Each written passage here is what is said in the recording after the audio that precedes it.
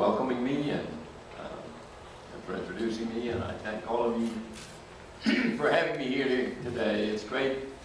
It's always great for me to come to St. Cecilia, a place, the life of my family.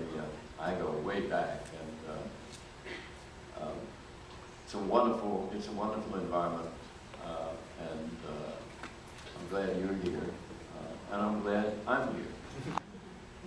I am really glad I'm here. I have a 14-year-old grandson, freshman in high school, Western Connecticut.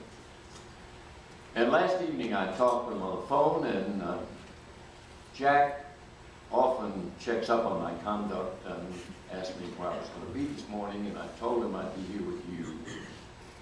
I said, well, Gran, what will the very first thing you say,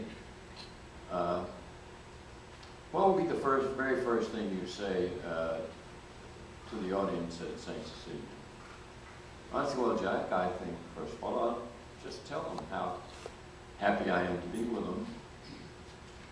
And Jack said, Gran, you're 84 years old, you're happy to be anywhere.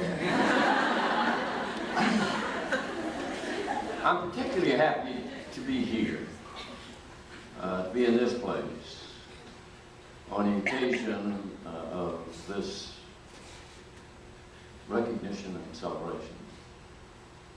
Happy to be with all of you, and happy to acknowledge that St. Cecilia recognizes and addresses a part of our past in this country when times were more difficult and today are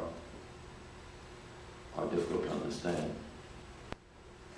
And at 84, I'd like to ask you this morning, in your mind's eye, to go back with me when I was the age of, the students here, and much younger. Go back to my childhood and young adulthood, to this very city where I was born and raised, and consider with me how it was such a different city.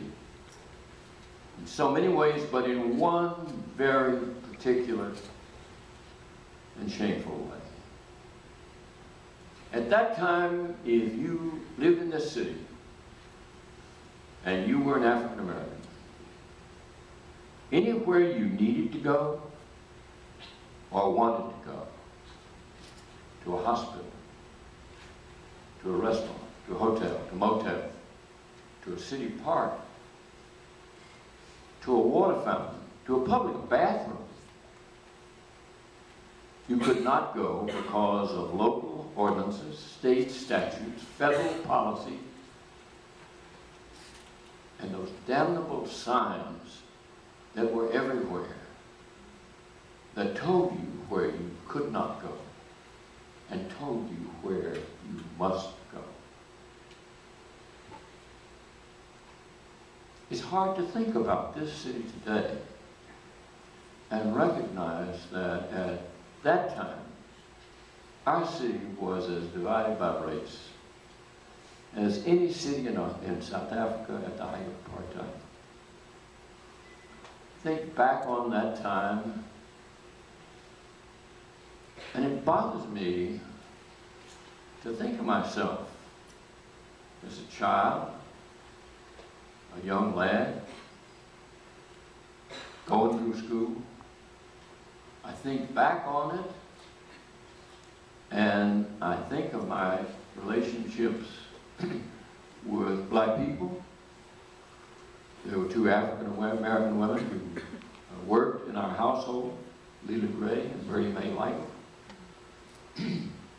As long as they were in that household, they were treated with great respect and great affection, but once they were outside that household, they were treated as second or third class citizens. As I said, anywhere they needed to go, there was a bar of law and those terrible signs. So think about yourself. Put yourself in my place as a child. Sitting on on a bus or a streetcar. It's late in the afternoon. I've paid my fare and I'm sitting in the side seat, crowded.